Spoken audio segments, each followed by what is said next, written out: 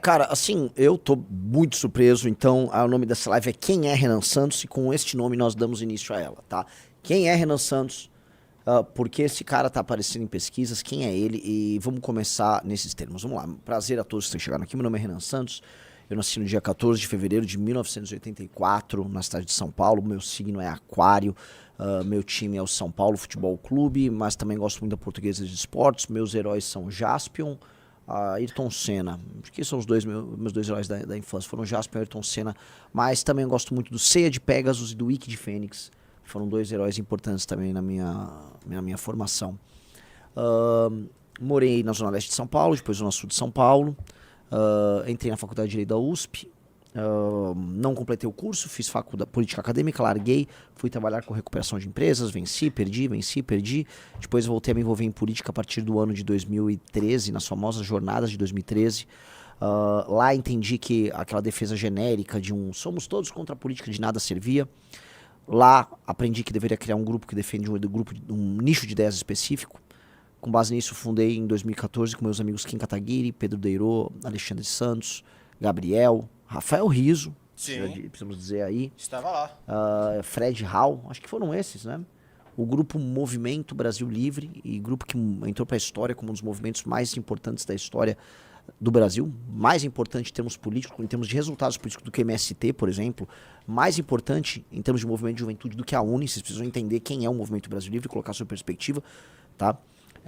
Com uma relevância histórica colossal e que vai cumprir o seu destino, porque agora, depois de 10 anos, depois de muitas aventuras e desventuras, esse grupo está formando um partido político chamado Missão, e esse partido vai participar das próximas eleições. Renan Santos não é nem de longe o mais conhecido desse grupo de pessoas. Kim Kataguiri é muito mais famoso, Guto Zacarias é muito mais famoso, Amanda Vettorazzi é muito mais famosa, Arthur Duval é mais famoso, outros, Cristiano Beraldo é mais, e vários líderes regionais também são mais conhecidos do que Renan Santos. Renan Santos, entretanto, é uma figura que faz lives e que trabalha bastidores, é conhecido na imprensa, então talvez tenha um nicho, né, específico de brasileiros que acompanhem bastante e que tem uma certa, vamos dizer, convergência muito forte de ideias com esse cara, a ponto de, quando colocado numa pesquisa eleitoral, ele aparece em todos os cenários com mais de 1%, né?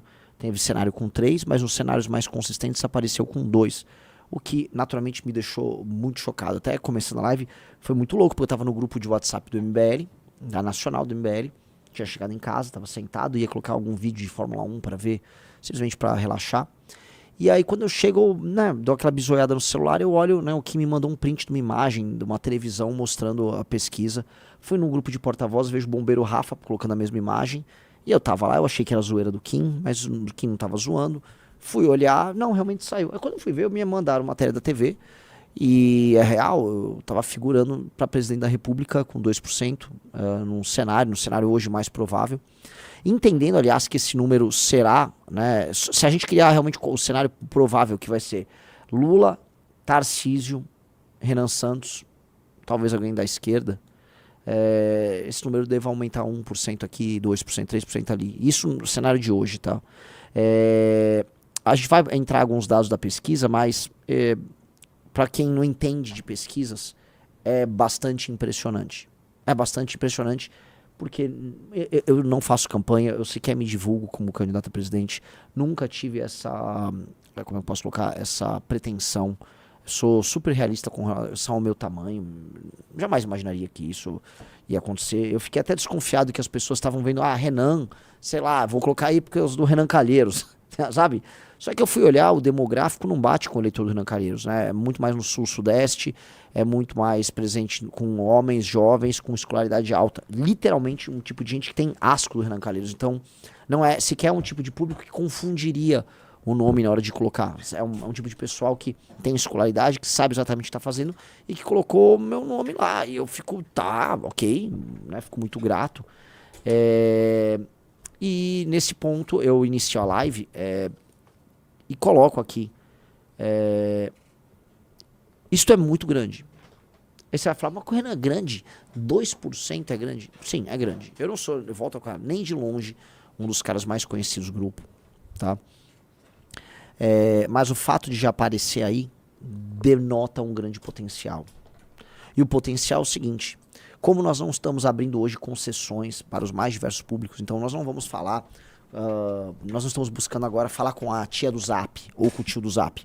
O homem boomer, tanto à esquerda quanto à direita, não será alvo do nosso trabalho. Se ele gostar do nosso discurso, beleza. Mas nosso discurso não foi voltado para ele, porque o objetivo do nosso discurso é justamente negar os erros cometidos pelas gerações mais antigas. Você fala o que você quer dizer com isso? Muito simples. O erro cheio de culpa que foi a tal da Constituição de 88, que foi construído pela geração boomer, para esses homens e mulheres hoje com mais de 60 anos, esse erro vai precisar ser corrigido a duras penas. E quais são essas duras penas? São muitas. Nós vamos precisar definitivamente alterar a legislação que mexe com o direito penal e processo penal. A culpa dos porões do DOPS vai ter que ser jogada de lado para a gente entender que o crime organizado mata muito mais gente, mas muito mais gente do que os mortos da ditadura militar. Não há comparação. Muito mais gente inocente morreu do que vítimas da ditadura. E aqui eu coloco as vítimas inocentes e as vítimas merecidas da ditadura militar. Tinha muito terrorista que mereceu o prego que tomaram, mereceu o chumbo, tá? Muita gente que morreu nas mãos dos militares e merecia ter morrido nas mãos dos militares. Os assassinos do Mendes Júnior, um herói da Polícia Militar de São Paulo, que foi vítima dos terroristas, tinham que morrer e muito bem morrido numa bela de uma cova, tá? Então, teve gente que não era inocente que morreu, assim como teve gente que foi alvo de violação, de tortura e dos crimes mais horríveis cometidos ali na ditadura militar. Mas nada disso, nem em termos quantitativos ou qualitativos, se equipara ao caos que virou a segurança pública do Brasil desde a promulgação da Constituição de 88 e desde os entendimentos infelizes que os tribunais brasileiros têm e que a política brasileira tem sobre enfrentamento ao crime. A gente se tornou leniente, a gente permitiu que milhões de brasileiros vivam sob a égide do crime organizado mesmo. Vivam com medo, vivam sob um terror constante. Que o crime organizado hoje, como o PCC, fature bilhões. Que operações da Polícia Federal aconteçam e, na prática, os envolvidos não vão ficar muito tempo na cadeia. Grupos como o do Comando Vermelho e congêneres tomando cidades inteiras como Fortaleza. É isso que vocês estão ouvindo. Fortaleza está nas mãos do Comando Vermelho. O crime organizado já tomou. Salvador, você tem uma guerra de facções. Se você fizer assim, ou fizer uma joinha, ou um V da vitória, você vai estar sinalizando eventualmente com uma facção, e aí vão ver sua foto e vão eliminá-lo. Natal, brigas e tiroteios envolvendo gangues das mais bizarras e diversas. Belém do Pará, a cidade, além de ser hoje um favelão na mão dos barbários, uma triste sina de um lugar lindíssimo que poderia ser incrível, é também um dos lugares mais perigosos do Brasil. Todas as capitais do Nordeste, São Paulo inteiro, São Paulo como exportador do PCC. Para onde nós olhamos, nós vemos o crime. E essa é uma das coisas que, infelizmente, foram legadas pelas gerações mais velhas. A ideia do, olha só, temos que tomar cuidado, porque o importante é reabilitar. O importante não é reabilitar. A partir do momento que uma pena é construída de modo a reabilitar o criminoso, a própria lógica da pena, a própria noção de função da pena, ela tem como objetivo, ou seja, ela tem como protagonista um criminoso. Ou seja, a pena é feita para dissuadir outro criminoso ou para reabilitar aquele criminoso. A pena ignora o papel da vítima. A vítima é apenas, vamos dizer, um elemento instrumental, como diz o importante jurista Silvio, um jovem brilhante, tá? A vítima é um instrumento, ela é instrumentalizada, ela é colocada ali, vamos dizer, aos olhos do direito, apenas como um instrumento para que você promova justiça social ou reabilitação. Mentira! A vítima é a protagonista. Nós temos que voltar a colocar a vítima dos crimes violentos como protagonista. Ou voltar não, pela primeira vez na história do Brasil, colocar ela como protagonista. Nós também temos que mudar o direito brasileiro para torná-lo apto, junto com as forças de segurança do Brasil, a destruir o crime organizado e não permitir que nunca mais ele retorne às posições que ele está hoje.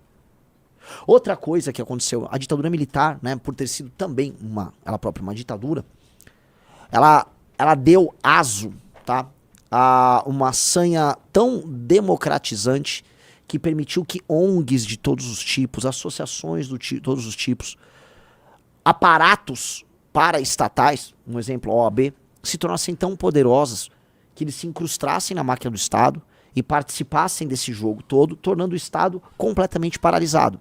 Um exemplo, para eu ser bem claro com vocês, a lógica que permite, vamos dizer, que sindicatos, partidos e associações de âmbito nacional entrem com ações, ADPFs de todo tipo, no STF. E aí, qualquer um dessas associações fica participando e judicializando, por exemplo, projetos de leis oriundos do legislativo, que deveriam ser soberanos. A lógica dos privilégios, do funcionalismo com toda a sua estabilidade, a lógica dos direitos para o funcionalismo público sem parar, direitos sem deveres, direitos sem deveres. A lógica é que o grande problema do Brasil é a desigualdade, portanto, vamos ficar sugando de quem produz e vamos dar para quem não produz, o tempo todo. E é uma lógica que eu vou colocar perversa e que funciona de todos os meios. Você tira de um cidadão produtivo, não necessariamente para dar para um cidadão improdutivo, mas você pode dar para uma empresa improdutiva, através das renúncias fiscais que nós temos. A maior das renúncias fiscais faz parte da ideia da desigualdade regional. Não, precisamos lá povoar o Amazonas, então vamos gastar 50 bi por ano com a Zona Franca de Manaus. Nada contra vocês, população de Manaus. Mas definitivamente não dá para custar 50 bi por ano manter a Zona Franca aí. Não dá, não faz sentido. Essas empresas deveriam estar em outros lugares e a gente tinha que fazer uma transição para que vocês possam ter uma economia pujante, orgânica e verdadeira, não essa ficção. As regiões nordeste do Brasil, por conta de sofrerem muito, historicamente estão sempre sofrendo muito, né? Elas são, vamos dizer, destinatárias de recursos dos mais diversos de todos os programas sociais, até porque são hiperrepresentados tanto na Câmara, pela divisão federativa, quanto por um Senado que segue uma lógica antiga, né, ou uma lógica clássica, federativa, que faz com que todos tenham 3 senadores.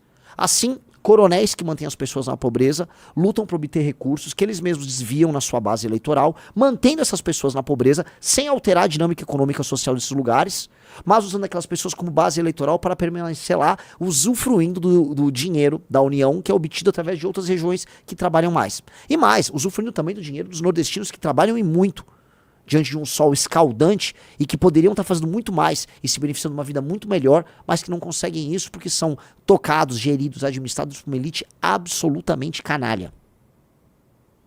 Outra lógica geracional que a gente tem aqui é a lógica do coitadismo. Uma lógica do coitadismo que fez nós brasileiros não nos imaginarmos como homens e mulheres virtuosos que vão encarar o futuro de peito aberto, e sim gente que está permanentemente precisando de ajuda. Ai, eu preciso de ajuda. Ai, eu fui sabotado. Ai, o destino é muito mal comigo. Ai, eu sou um brasileirinho contra esse mundão todo. E não é. Nós tomamos um pito indireto do Xi Jinping, que foi muito claro em dizer que a América Latina, o Brasil, o maior de todos os países da América Latina, adotou um caminho derrotado de assistencialismo e não de produção. A China e a Ásia adotaram o caminho da produção. Nós adotamos o caminho da assistência. Eles estão ricos, nós estamos subdesenvolvidos. Eu volto a colocar. A Ásia está rica. A Ásia já é desenvolvida e daqui até o fim desse século será o leste asiático a dar as cartas no mundo, junto com os Estados Unidos. Enquanto nós aqui vamos assistir de longe, recebendo auxílios e servindo, talvez, com muita sorte, como um destino de férias. Essa mentalidade derrotada, tacanha, tosca, que enxerga tudo numa luta contra a esquerda, assim, quem é? A esquerda, nós, a turma do Lula, a turma do Disseu, a turma do Chico Buarque, a turma do Gil, a turma do Caetano, nós, essa turma que já tá morrendo e que já tinha que ter largado o osso há muito tempo, nós defendemos a democracia. E do outro lado, a turma dos generais, do capitão Bolsonaro, a turma do regime militar, da Transamazônica, a turma do Arena, a turma que entregou uma dívida externa gigantesca pro Brasil, a turma que entregou um Brasil todo atrapalhado, a turma que ajudou inclusive essa esquerda a crescer. Esses dois lados aí, que estão no imaginário dos homens mais velhos do Brasil, dos homens e mulheres mais velhos do Brasil, que fazem um petista votar no Lula contra o fascismo, e que fazem um bolsonarista votar no Bolsonaro contra o comunismo, essas pessoas simplesmente precisam largar o osso. E aí, quem é Renan Santos? Renan Santos é parte de um grupo de pessoas que está propondo mudar esta dinâmica por completo. Nós queremos um Brasil construído pelas novas gerações. Nós queremos que os homens jovens talentosos do Brasil, homens e mulheres aqui para ser, né, mas os homens, né? Nós queremos que a juventude do Brasil, e quando eu falo juventude, eu estou incluindo aí gente de 30, 40 anos, estou falando das pessoas que estão na sua flor da idade, na idade mais produtiva, cheia de ideia na cabeça, dialogando com tecnologia, com vontade de construir um lugar melhor para si e para as pessoas ao redor. Nós achamos que essas pessoas têm que ter essa oportunidade, que essas pessoas não podem apenas pagar a conta dos erros do passado dos seus pais e avós, mas sim que, dado que pagam a conta, que vão ter que se sentar à mesa e ter direito de escolher o próprio destino. Porque do jeito que tá, o único destino que essas pessoas escolhem é o do aeroporto para ir embora do Brasil, tentar a vida em outro lugar.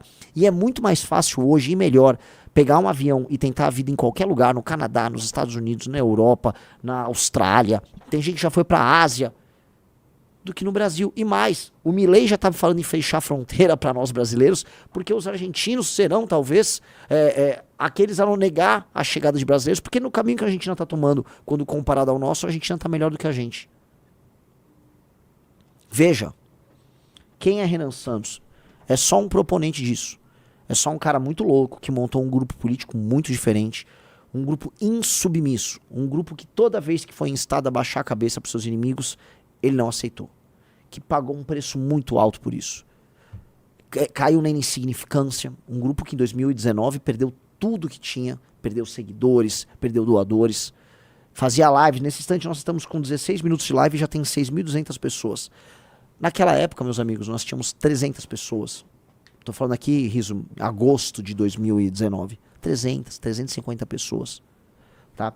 Nenhum doador. Faturamento mensal do Movimento Brasil Livre, R$26 mil.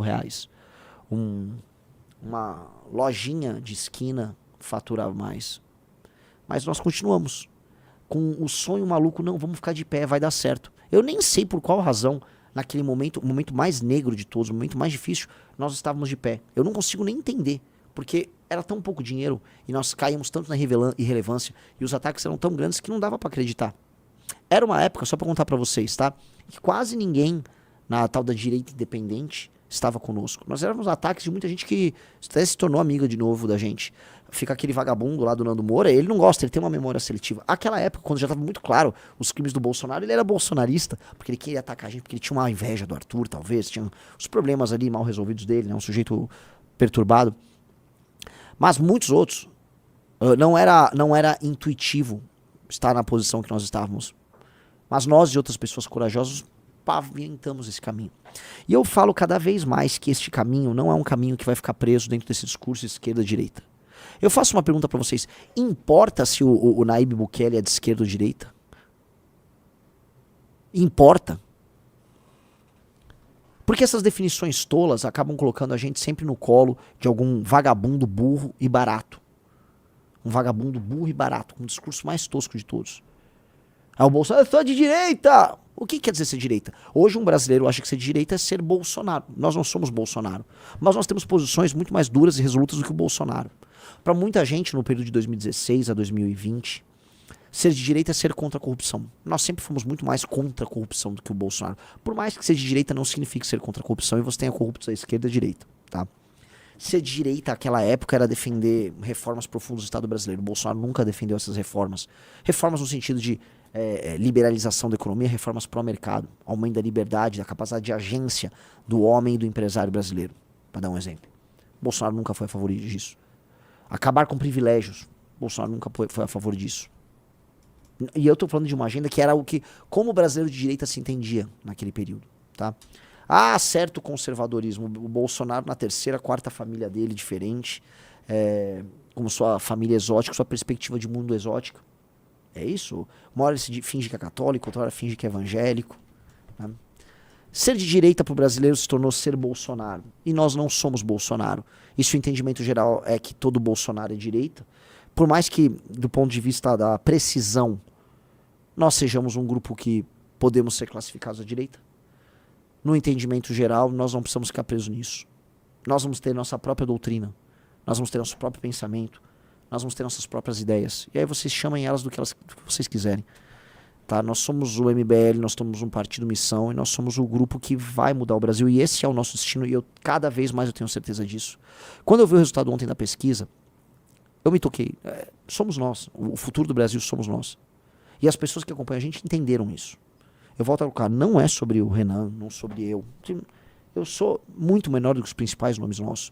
Quando as pessoas entenderem que um dia vai ser a vez de Sandro Filho, um dia vai ser a vez de Matheus Batista, de tantos outros, e que os fundadores eles foram o alicerce disso tudo, a roda vai já ter girado. Mas Um grupo de pessoas ter colocado meu nome ali e ter falado, não, eu vou votar nesse cara. Isso denota uma fidelidade ao plano que poucos grupos têm. O Zema, governador de Minas, né, num dos cenários ele tá com 4, eu tô com 2. Meu Deus do céu, o Zema é governador de Minas Gerais. E ele passou os últimos anos da vida dele seguindo um manualzinho de como se comportar na direita brasileira. Bolsonaro espirrou, ele vai lá, pega um lenço. Bolsonaro falou, tô com fome, ele tira a comida da boca e dá pro Bolsonaro. Submisso como um cão. Zema é o exemplo do direitista brasileiro que entendeu a regra do jogo. E mesmo assim ganhou e foi reeleito em Minas. E tá tecnicamente empatado conosco, que nem candidatos somos.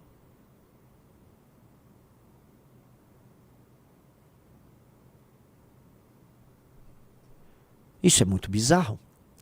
Isso quer dizer que se nós fizermos alguma campanha, nesse cenário que vocês estão vendo aí, que é o cenário 1 estimulado, tá?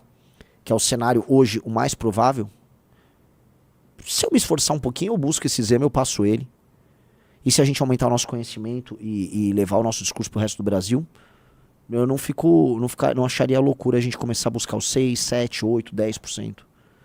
Até porque este cenário aqui, ele pega um determinado Tarcísio, é um Tarcísio com apoio do Bolsonaro. Diante de 2 outros nomes da direita, ali tem o Zema e ali tem eu, é muito estranho falar em primeira pessoa ali, né? Tem o Renan Santos da Missão, eu, que são nomes, vamos colocar aqui, bem menos conhecidos. O Zema é bem conhecido, eu sou menos, mas com potencial de crescer e roubar a eleitoral do Tarcísio. Eu volto a colocar, o Tarcísio não tem muita coisa para mostrar aqui no estado de São Paulo. São Paulo nem de longe é um dos melhores estados em segurança. São Paulo nem de longe é um dos melhores estados em educação. Tarcísio só leva fama. Um dia pintaram ele, esse cara faz muitas obras. E aí desenharam esse Tarcísio, entregaram aí, e fica todo mundo achando que o cara é uma das 1000 maravilhas do mundo. Não é uma das 1000 maravilhas do mundo. É sob o governo de Tarcísio que o PCC mostrou aí que é uma operação multibilionária. É debaixo do nariz do Tarcísio que o PCC opera no Porto de Santos ou na Faria Lima. É debaixo do nariz do Tarcísio que o PCC tomou as regiões do litoral brasileiro inteiras. E o Tarcísio só fica ali reativo, olhando. Aí diz que inaugura uma ponte, inaugura outra coisa, e intercala uma inauguração de uma obra iniciada no governo anterior e outra, com declarações de submissão ao Bolsonaro. Ele disse o seguinte, que caso vire presidente, a primeira coisa que ele fará será anistiar o Bolsonaro. Ora, esta é a resposta que um sabujo dá, que um puxa-saco dá. Tarcísio se comporta como um sabujo e um puxa-saco. Bolsonaro, vou correr para anistiá-lo.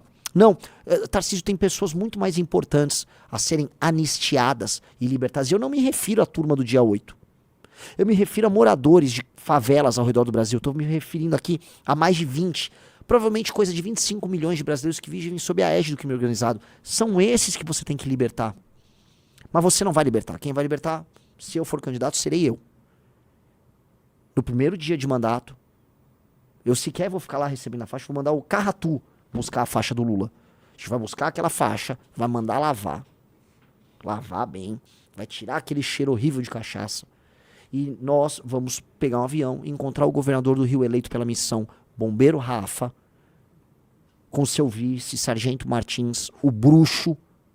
Vamos encontrar as forças de segurança e vamos, conforme previamente combinado e construída a estratégia, nós vamos invadir e tomar a primeira das favelas e libertar as pessoas. E ali, na primeira operação, que vai acontecer no dia 1º de janeiro de 2027, o jogo vai começar. Nós vamos eliminar o crime organizado daquela favela, nós vamos instalar uma base policial, nós vamos abrir vias, vamos derrubar algumas vielas, vamos abrir as vias, vamos dar espaço para as pessoas morarem, vamos construir habitações para algumas pessoas que terão suas casas derrubadas, habitações temporárias até que o programa habitacional as aloque num prédio decente para que elas morem. Nós vamos começar imediatamente a construção de uma escola sob o controle da polícia para que aqueles jovens que costumam ser recrutados pelo crime organizado, que são a mão de obra barata do crime, tenham referência masculina, tenham esporte, tenham treinamento técnico para arrumar um emprego decente. E aquela escola é um recado para todo mundo. Começou um Brasil diferente. E é isso que nós precisamos fazer. Não é ir lá para Brasília, ficar andando com os dragões da independência, com o Rolls Royce que o Getúlio andou, nada disso. Não vai ter cerimônia, porque a gente não tem o que comemorar. Então nós não vamos, num governo nosso, gastar nosso tempo anistiando o Bolsonaro. Se o Bolsonaro for preso, veja só, ele calvou essa treta pra ele. Não é problema nosso. Até porque o Bolsonaro, se dependesse dele, me prenderia. Então eu não teria, vamos dizer, grandes pruridos para ficar gastando tempo e capital político soltando esse cara. Muito pelo contrário, tá? Nossa conversa com o Xandão seria outra. Porque se o Xandão decidir se intrometer nos assuntos, ele vai ter um problema institucional com esse governo. E ele ou qualquer um que impedir a gente de se realizar vai estar tomando uma escolha política muito dura e muito séria. E o nosso governo vai ser muito claro. Ele vai ser um governo eleito com uma agenda muito clara e muito específica. E ele espera, dado que essa agenda está pautada pela Constituição, esse governo vai esperar que essa agenda seja respeitada. E vai fazer valer esse direito.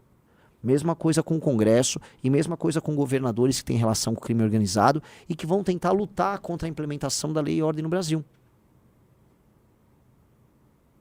Estou falando disso de maneira muito respeitosa, porque eu tenho certeza que os homens nas posições institucionais vão decidir tomar as posições institucionais mais sérias e mais corretas. E esse é o nosso papel.